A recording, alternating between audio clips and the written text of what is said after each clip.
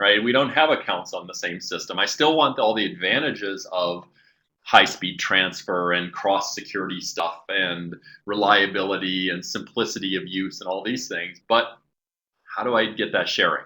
And so that's really the second use case, where as a user, I can go into Globus, share data from a particular source, which then allows another user to go access that source through Globus. As I mentioned, all of this is delivered as software as a service, meaning this is a service that we run at University of Chicago for the research community. It's delivered like Netflix or Gmail. You point your browser at it, you use it, right? So we have web interfaces, but we also have command line interfaces. There in the science community, there's still a lot of scripting and that sort of thing that happens. So we have very nice command line interfaces for that have all the same capabilities as our web interfaces. And then behind all this, we also have REST interfaces, so that part of what, and I'll talk a little about this later, just in brief, is enabling other people, other communities and users to write their own applications that can leverage this whole capability we've built, leverage the transfer and the user management, all the things you'll see in the demo. So to first order, everything you'll see me demo and everything we can do through our web interface is also available through our web interface. A big value of software as a service is that we run it, right? There's no software that you have to deploy on your servers to make this thing work and keep operational and update and all that, other than the little agent to connect your server to the cloud, right? And you'll see that as we get into the demo. We support it. We have run a help desk, full support on this. New features, we're releasing new features and bugs, fixes almost weekly at this point. And it's all transparent to the user. Now, of course, in a service like this, it's all about moving the data wherever you need it to be, which means all their storage systems that matter to you need to be connected to the Globus cloud so that Globus can do its thing.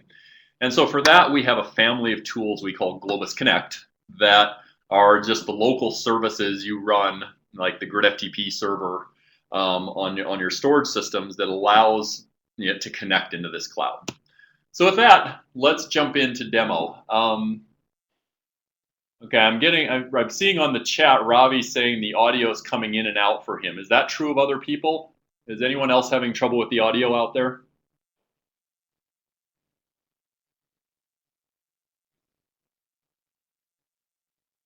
Yeah, so Ravi, if you're on wireless at Argonne by any chance, I've noticed that the Argonne wireless does not tend to work very well for audio.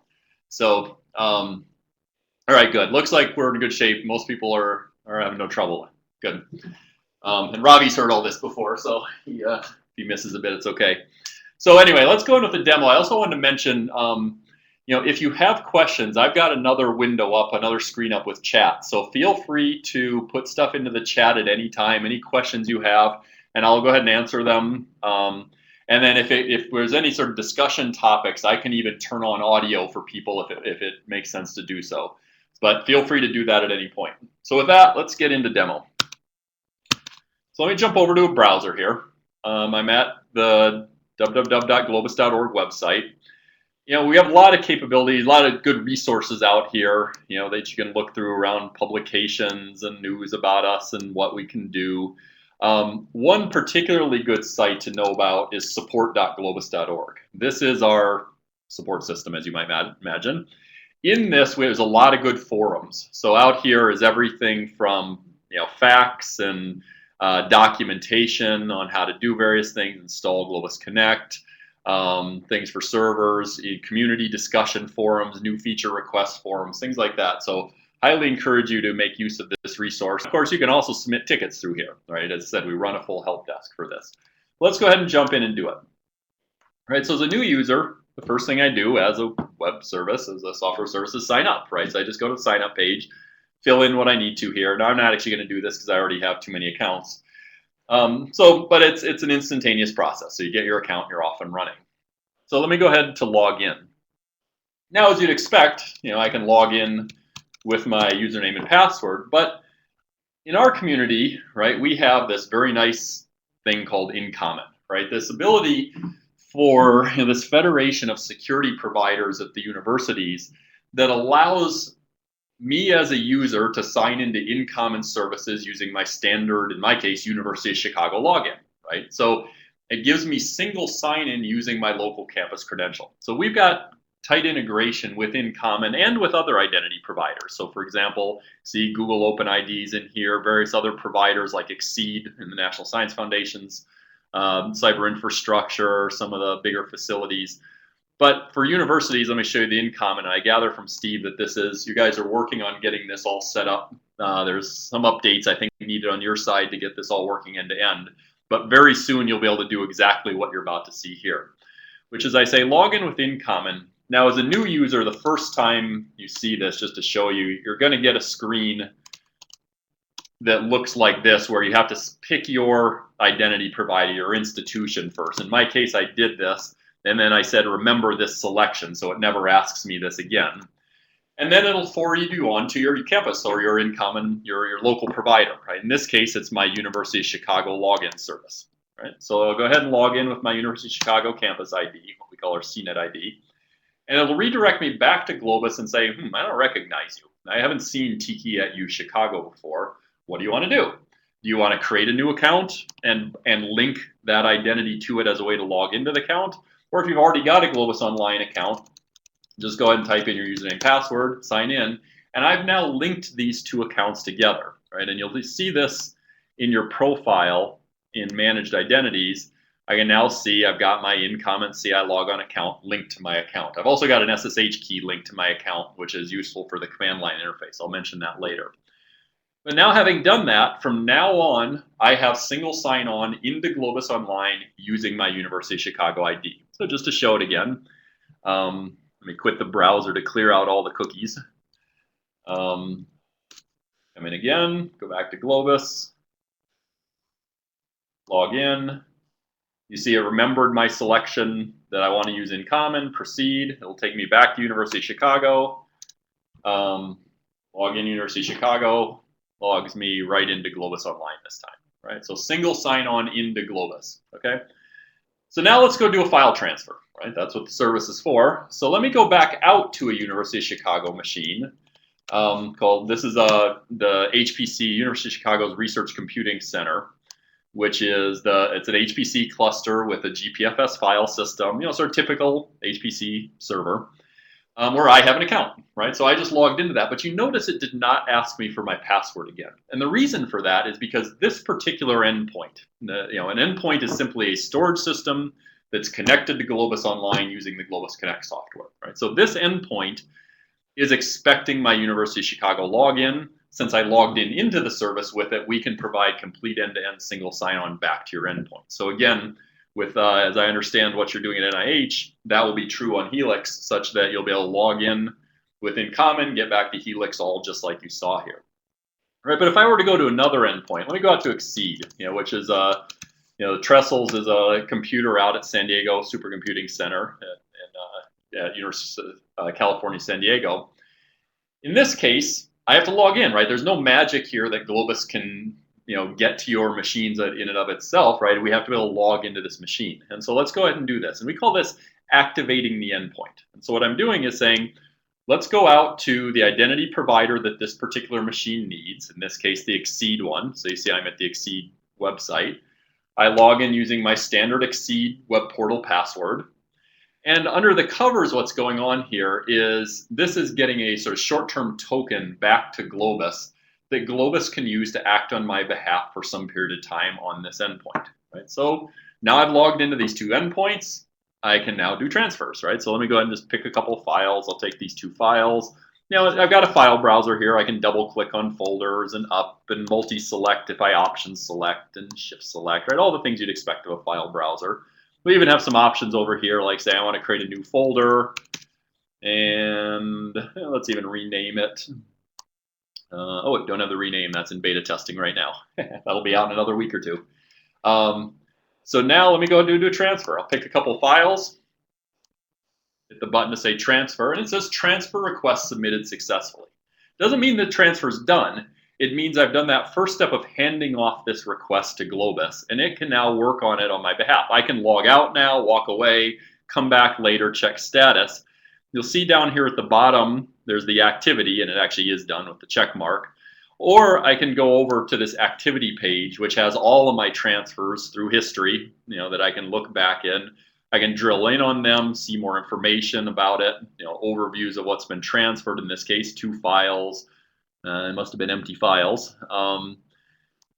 I can look at detailed events, if there's faults, I can see all that kind of information here, right? So think kind of like a job system, right? I hand it off, but with one really important difference from a typical HPC cluster job system, which is that my transfers will never block on your transfers.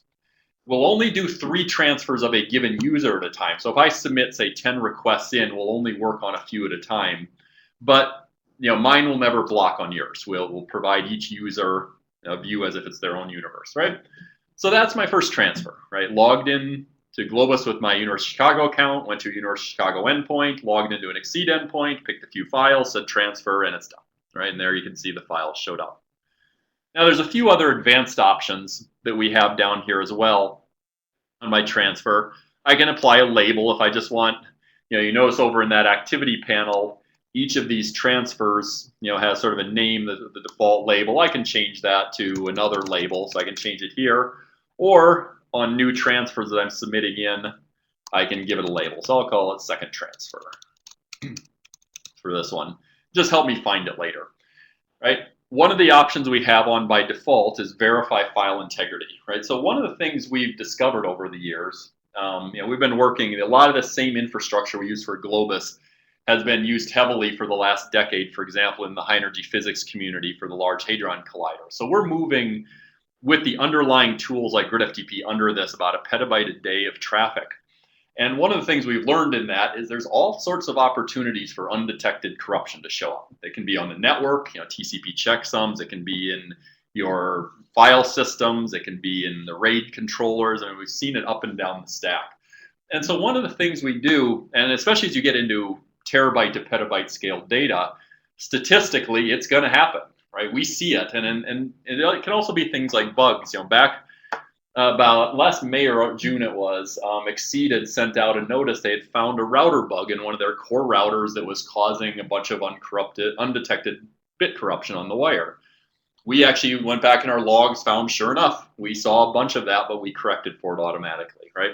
So what we do here is extra level of rereading the data back from disk after the transfer is done and reapply or do MD5 checksums and make sure it's working, right? So just really trying to make sure things get there.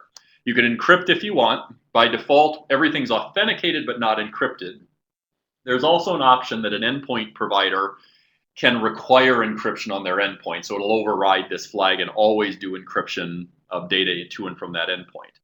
And then these first 3 options are essentially the rsync-like capabilities, right? The first one only transferred files that have changed, right? So if I transfer again, it'll look at checksums and only move what's changed since last time.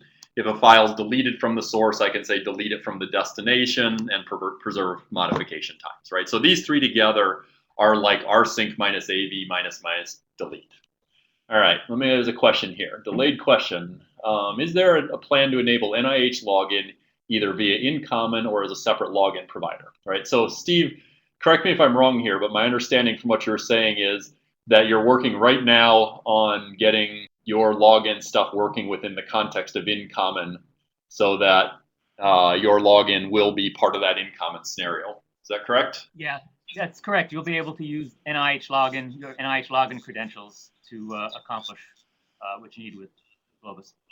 All right, good, thank you.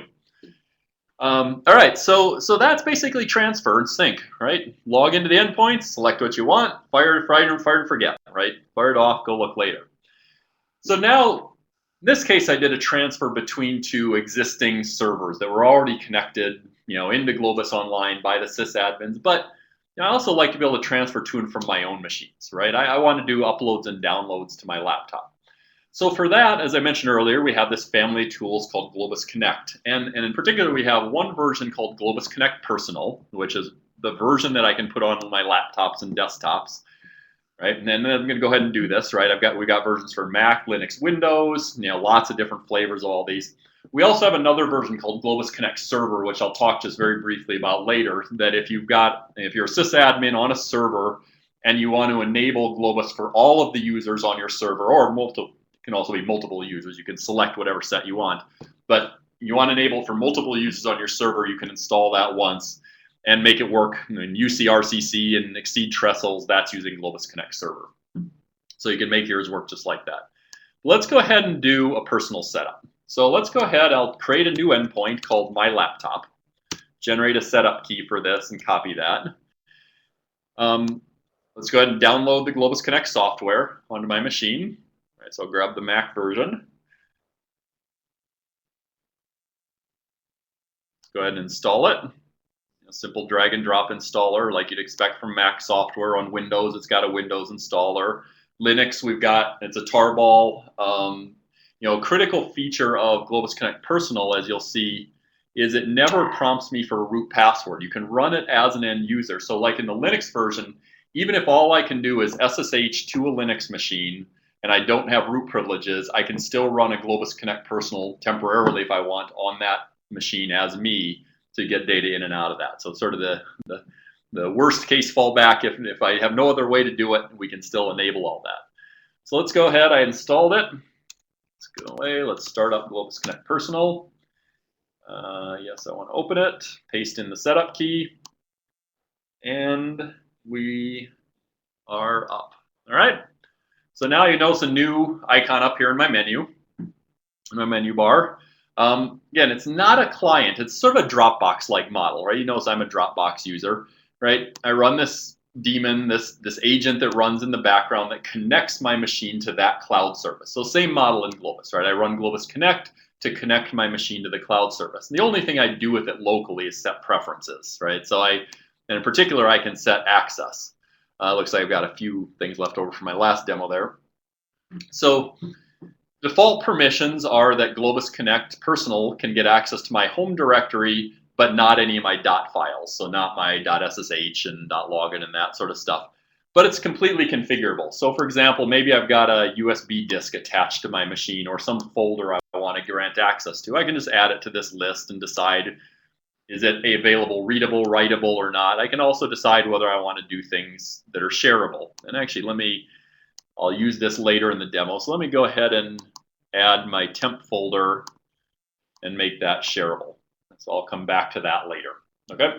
So now I've got Globus Connect on Globus Connect Personal on my machine. Now everything is the same. So now I can just go to Tuecke hash my endpoint or my laptop. There it is. That's my laptop. That should look an awful lot like this. It's my home directory, different sort order, but other than that, same files. And now I can do stuff. So I can upload, download. So let's take this bucket folder that's out on my University of Chicago cluster, and probably don't need all these options. Turn off some of these, and download this to my laptop. All right. So now process is the same. I submit the request. You'll now see at the bottom of the screen this transfer shows up and is spinning disk here off and running. And we'll just let that run in the background. You can also see up here the menu tray, a little spinny thing. I don't know if you can see that through the webcast, but so you can see there's some activity going on. I could shut down my laptop, go somewhere else, switch networks, open it back up, and that transfer will just basically suspend and wait for it to restart my laptop to come back. I can even pause and resume my Globus Connect, right, if I want to stop traffic. But my transfers will just wait for me, and as soon as the machine's back, it'll keep going. And so it finished, right? So there's that one. Looks like it downloaded 143 files, about 91 meg from the University of Chicago to my laptop. So that's transfer, right? Again, just trying to make it really easy to get any storage system you have connected to the cloud, your personal systems or otherwise, and then do transfers between them. Now, one caveat and I'll talk a little bit later about our funding model, is we're starting to charge for some premium services. With the free service, for the nonprofit community, you can use everything you've seen here so far free, and you can do uploads and downloads just like you did. We also have a new feature that allows me to do peer-to-peer transfers. So for example, I can do transfers between my laptop and my desktop. And unfortunately, I don't think, let me see if I can, see if I've got the software up on my desktop here. Looks like I must have deleted it. So if I had my desktop up, I could bring up my desktop machine and do transfers, peer-to-peer transfers between my desktop and laptop. So, even if I'm sitting at home behind NATs and all that sort of stuff, we've done all the protocols so that generally it will work. There's a few cases in exotic network situations where the peer-to-peer doesn't quite work, but 99% of the cases it seems to work just fine. So if you have use cases for that you need to have a Plus subscription. I'll come back to a little bit of that later. So that's personal transfer. So that's basically the first set of things around moving my data around. I'll pause there. Any questions? If you have any, feel free to type them in. Otherwise, I'll move on to start showing off sharing. All right. Go ahead and type if you have them, but I'll keep moving on then. So as I said, the key feature that we kept getting asked for was, not just transfer, but sharing, right? How do I, particularly to make it very concrete in this use case, I'm sitting here on my University of Chicago machine, right? And I'm logged into that machine as a local user. But I want to share, say, whoops, wrong desktop, or wrong machine. Let me go out to UCRCC. I can do it from my desktop also, but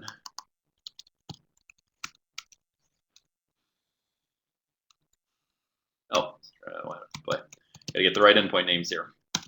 There we go. Right, so I'm out here logged into my University of Chicago account, and I want to say, I've got this folder here, this My Project folder, that I want to share out to other users who do not have accounts on this local machine, right? That's the tricky bit, right? If we don't want to force you to have to come get a University of Chicago account if I want to just share this folder with you. So what I do, this particular endpoint has turned on sharing, and so what I'm going to do now is say I want to share out this folder. And so I have an option here in my menu to say share. Let's go ahead and do it. And what's going to have me do is create a shared endpoint, is what we call it. It's really sort of a virtual endpoint. I'll call it Tuecke share. And so all I've really done here is said create this new endpoint Tuecke share, which is really just UCC midway tilde Tuecke my project. Sort of think virtual change rooted over it. There's no data being copied here. There's no cloud storage out there that we're copying anything to. It just allows me to sort of exported it, if you will, to Globus land, right? And so just to show you that it's an endpoint, I can go to it, and that should look a lot like that because it's the same files, right? It's the same bit as on disk. But now having done that, I can now set permissions on any folder within that endpoint or the whole endpoint to share it to any other Globus Online user. So in another browser over here, I am logged in as a different Globus Online user, as SJT. And for the purposes of demo, pretend that SJT doesn't actually know the password to my University of Chicago account, right? SJT does not have an account at University of Chicago. So I want to share this endpoint with SJT. All I do is type that in, and now I'm good to go. So I can go over here, refresh this just to pick up the endpoint name. There it is, Tuecke share. And now I'm in, right? I have access to that same folder, just same thing as you're seeing over here on that endpoint. And now I can do transfers, right? I can say, let's take this file, or maybe I'll take this My Project, like I've already transferred a bunch of these. So just to show that it's doing the right thing. SJT, I'm logged in over here on a different machine out at NERSC. Delete a couple files there, refresh. And so now let's take this file one out of that shared endpoint and transfer it over to NERSC. Activity done, refresh, and there it is, right? So again, what did I just do there? I logged in as Tuecke into my University of Chicago machine, shared a folder out, sort of exported it out to Globus. Then in Globus, Tuecke gave permissions to SJT to access it. SJT came in and transferred data out of that folder. Now, just to show that permissions are really working here, right? If I go try and create a folder, recall I only made it readable. So this is going to fail, right? Because I don't have permissions. So let me jump back over here. Give SJT permissions on this folder. Now, if I try again, it creates it, right? And now I could do transfer of data in. So let me go into folder 2, maybe take this My Project folder and upload that from Nurskin to folder 2, and we're off and running, right? So again, be able to do this really simplicity of sharing, Dropbox level simplicity of sharing on your big data from your own storage system, okay?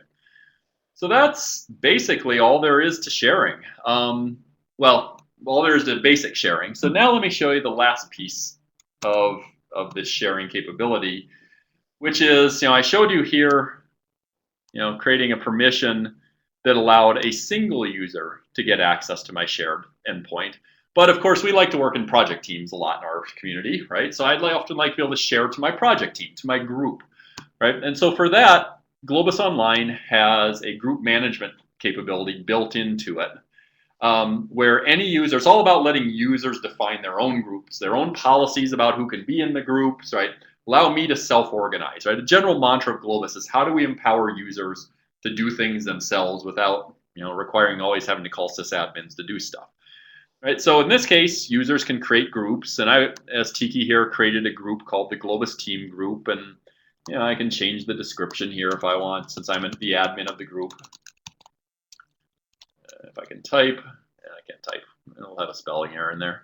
I hit cancel. I have members in my group, right? So you can see I've got a set of active members in the group, and you'll notice SJT is a member of this group. I'll come back and use that later. I can create subgroups of this group. So I've got my Globus team group with my development and user services groups under it, and each of them is a group that I can use for various purposes. And a variety of settings I can set on it. So I can say, like, who's this group visible to it? Can any logged in user see that there's this group, or only members of the group? So I can have sort of invisible private groups. I can hide the memberships of the group so that only other members or only the managers, administrators can see the groups. And the model is administrators have full control over the group. Managers can control membership but can't change the configuration. And then members are members. And I can say who can create subgroups. Can users request to join a group, or can they only be invited? And then when they're invited, what happens, right? How's permissions allowed? We also have notions of membership requirements. If I want somebody to join a group, or if somebody tries to join this group, I can say, here's additional information I need from them. I want to know their organization and department, and this will become an extensible list in a version very soon. So that you can basically ask for whatever information you need that's part of your criteria of membership to the group. Fine, you can do that. You can even attach your own terms of service to a group. So you can say, if you want to join this group, you have to agree to these terms. Think terms of service, right? Just in the legal sense of that, right? So you can do all this in configuring my group, but the whole point of that is so that I can now use these groups for interesting things like sharing. So let me go back over to transfer files, go to, too many people are getting the word share in their endpoints, go to Tuecke share, let me pop up permissions again, let me remove SJT's permissions, and this time actually what I'll do is I'm only going to give this group access to this, I'll do the one I was doing earlier, the folder 2. Right? I'm only going to give this group access to folder 2. So now you can see got folder 2 path. And so this time what I'll do is say, let's search for a group. We'll search for that Globus team Tuecke group.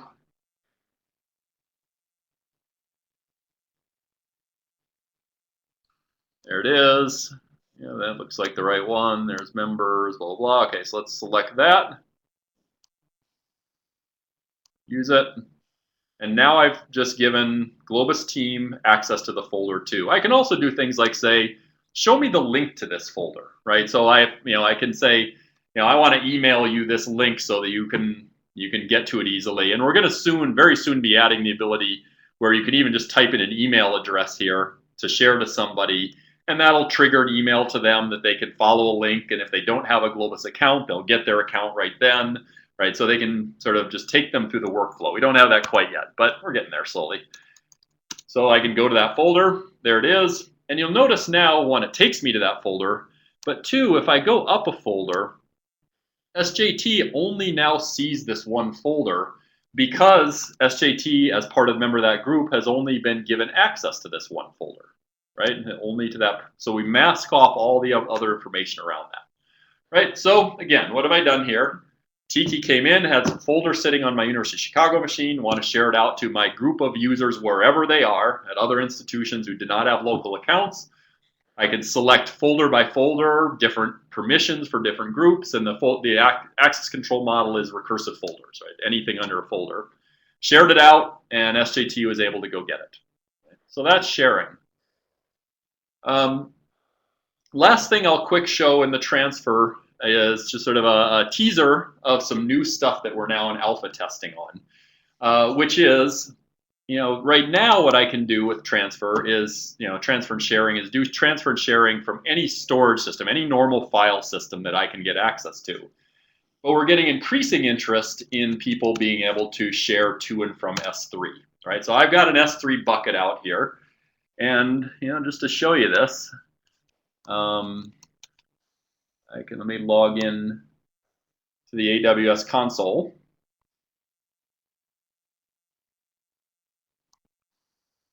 And I've actually got an S3 bucket out here called Tuecke test1 with a few files in it, right? Well, what I'd like to be able to do is all the same stuff I do in Globus against this S3 bucket as objects. We're not trying to hide that bucket, right? And this is the key feature of Globus, both with local file systems and S3, is say we're not trying to hide the bucket. We want to make it so that you can still use these S3 objects in any way you want, from other tools with Apache Hadoop, with your own stuff. But we're trying to add this capability for really easy high performance transfer up and down and sharing from Globus Online. So I've got this bucket, right? You can see it's the same files. Now it's an endpoint. Everything else works like an endpoint. So I can say, let's transfer a file out of that. And actually, I need to go to a different endpoint because it's using a newer version of Globus Connect that's still in alpha testing. So let me go to an endpoint that I know is running the right version of the software. So I can say, let's transfer a file out of S3 to that machine. Or I can say, let's go into folder 1. It looks like I've already got it there.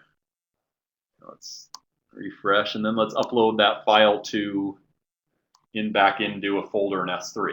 Right, so I'm just doing transfers in and out of S3, just like I would any other endpoint. And if I go into folder 1, there it is. Right, so I just uploaded a file to S3. Right, so this is functionality. I said we're in alpha testing. If you're interested, let us know. It'll be coming as a new feature in the next couple months for everybody in production. And the last couple of things to show on the interface before I wrap up. A few of the other pages we've got. Manage endpoints. This is, as you might guess, ways to manage my endpoints. So I can see all the endpoints that are administered by me. Right? Anybody can create endpoints by default. They're private to me, meaning only I can see them, but I can make them public so other people can see them. I can see endpoints that are shared with me. Looks like I got a bunch of ones that are being shared with me, shared by me. I can search for one, so I can say, show me trestles. Right? So you can see these various things. I can also drill in on them more detail, so I can see information about them. One interesting feature of endpoints, this one only has a single server, but you can actually put multiple servers in an endpoint. So if you've got a parallel file system, we can have multiple servers connected to it, and then Globus will automatically load balance and failover between these. So sustaining gigabits to tens of gigabits per second of bandwidth, we do routinely with Globus, right? Between well-connected endpoints and machines. What we find typically is the limiting factor is the storage system within the research community. It's usually not the network. So anyway, that's the endpoint. And then the other thing to show for sysadmins, normal users will not have this link, but one of the premium features we have for sysadmins is what we call flight control, which is an operations console. As an administrator of an endpoint, I can be given rights to see all of the activity on an endpoint. So in my case, this Tuecke account has rights to see all the activity, both for Tuecke, but also for the UCRCC accounts. So I can see everything going on. If there's ones with errors, which there should be down here. Actually, we haven't had too many errors for a while against this endpoint. They show up. I can drill into them to see the errors. I can see all the transfers by a particular user that they've done. I can drill into the endpoints to see what the faults were, that there were errors, right? In this case, it was canceled, right? They just canceled their jobs instead of letting it complete.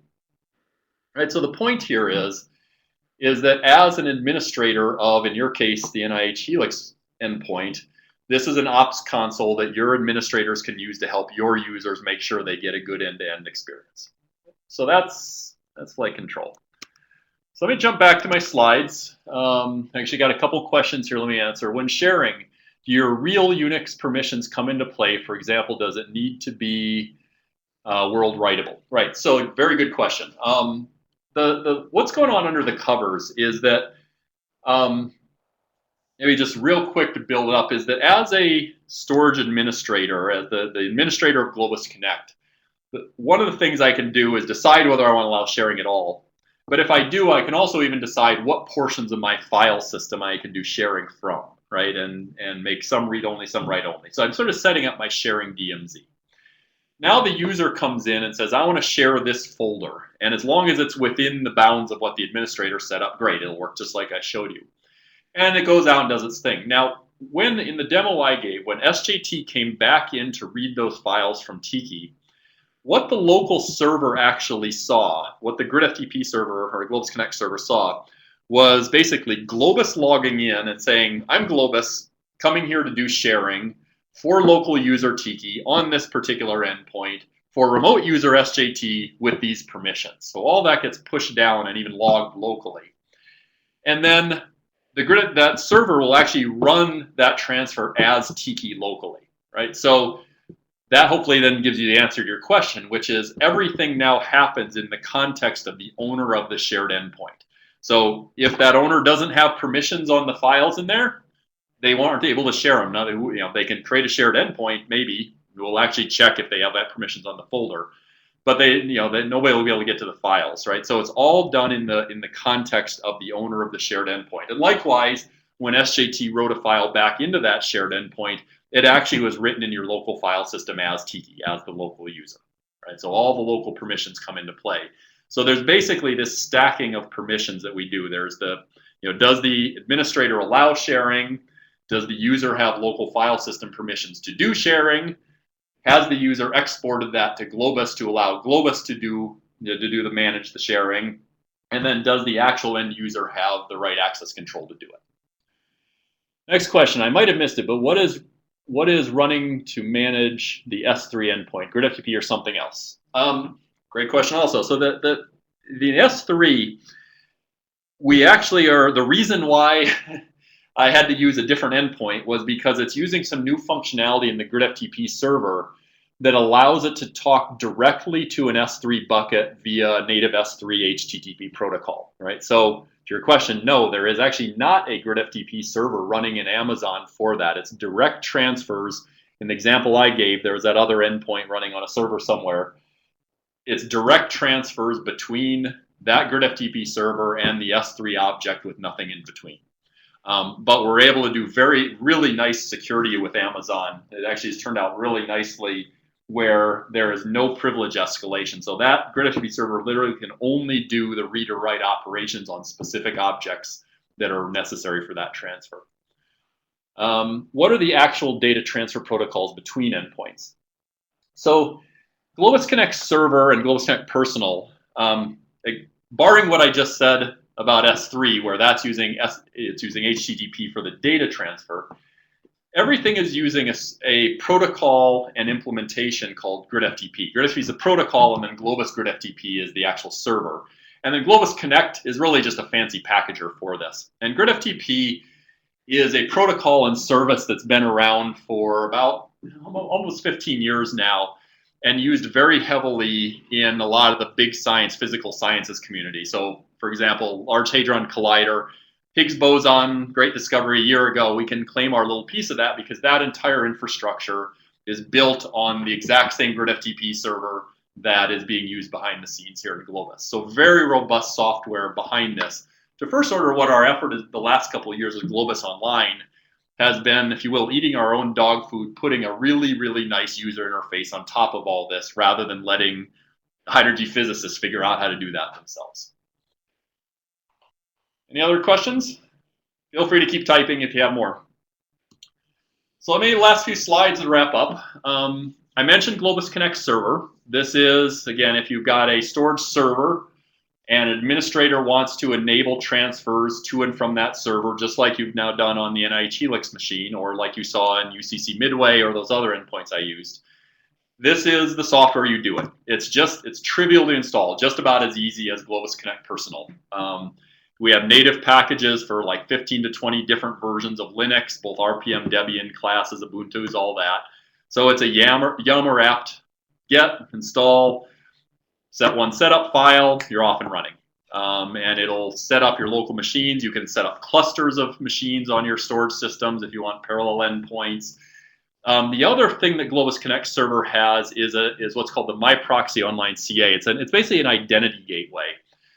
In your case, once you've got the InCommon all set up, it won't be running this part of it. But if you have other storage systems that are running in their own identity domain, that's not part of InCommon, you can set up this little identity gateway as a standard part of Globus Connect server, which is what allows the user to log into your endpoint using their local identity, get back that short-term token, and then interact with that server. Right? So all this just works right out of the box. And there's even OAuth interface, web interfaces to that server. So again, everything you saw, you can very easily set up yourself on your own servers. Shift gears slightly. Everything I've been talking about and showing so far is Globus software as a service. That is the end user facing functionality that scientists would use to move around and share their data, right?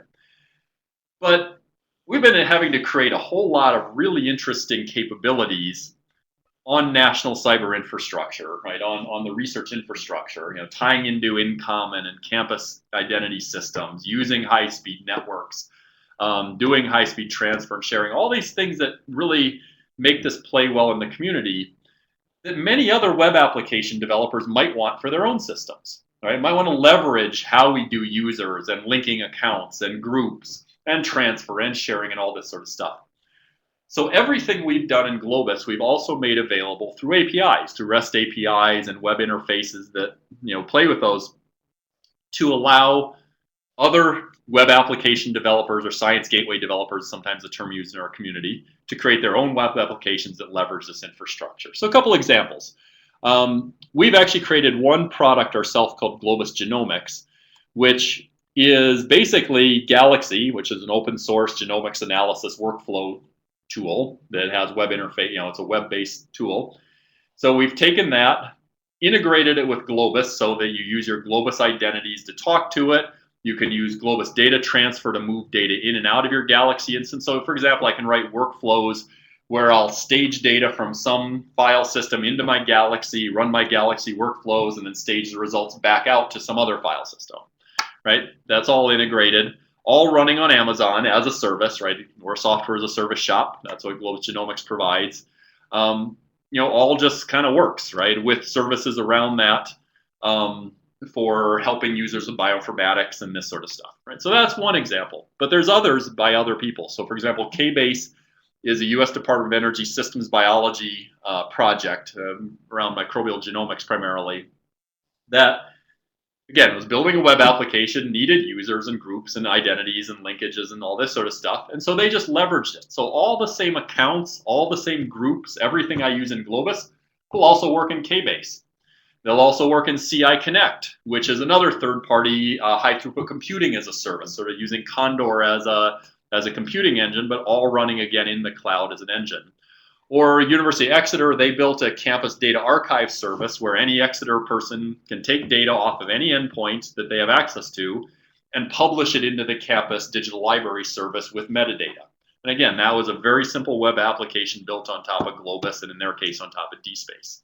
So we're really trying to unlock this ability, not just for us to create these really interesting apps that can leverage science infrastructure well, but also other groups to be able to do so as well.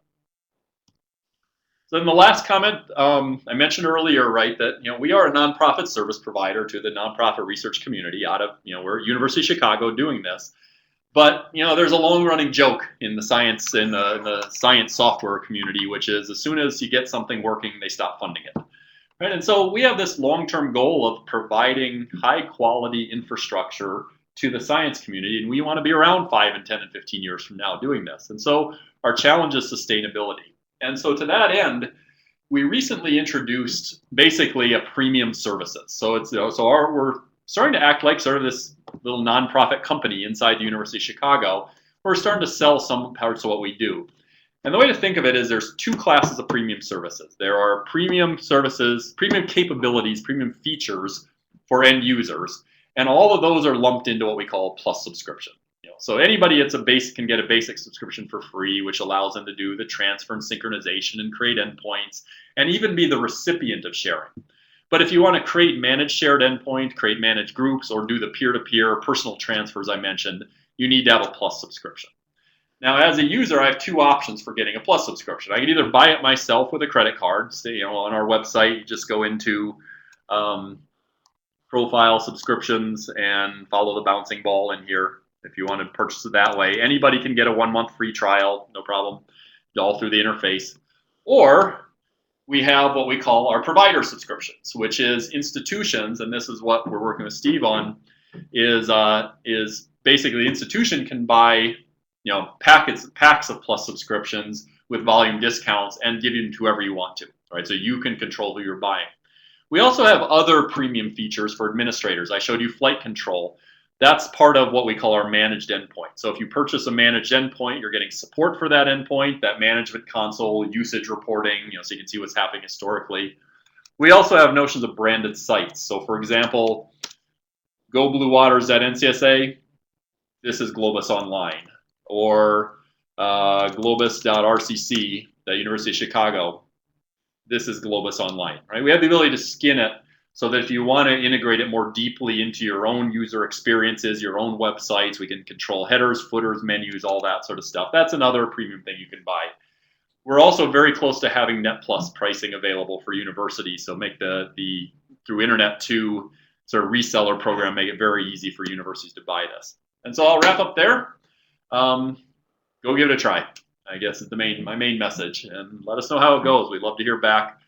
Send us mail at support, and if you have any questions, problems, good experiences, love to hear it. Let's see, a couple more questions. Will the institutional provider subscriptions enable users to transfer between Globus Connect personal endpoints? Yes, they will. A plus subscription, it doesn't matter how you get it, it's just a plus subscription. And that's on purpose, right? What we've noticed is, in some situations, institutions essentially don't want to pay for all their users, so they're essentially letting us take care of the recharge. In other situations, the institutions want to buy it for their users, but it's the exact same thing either way when you have a plus subscription.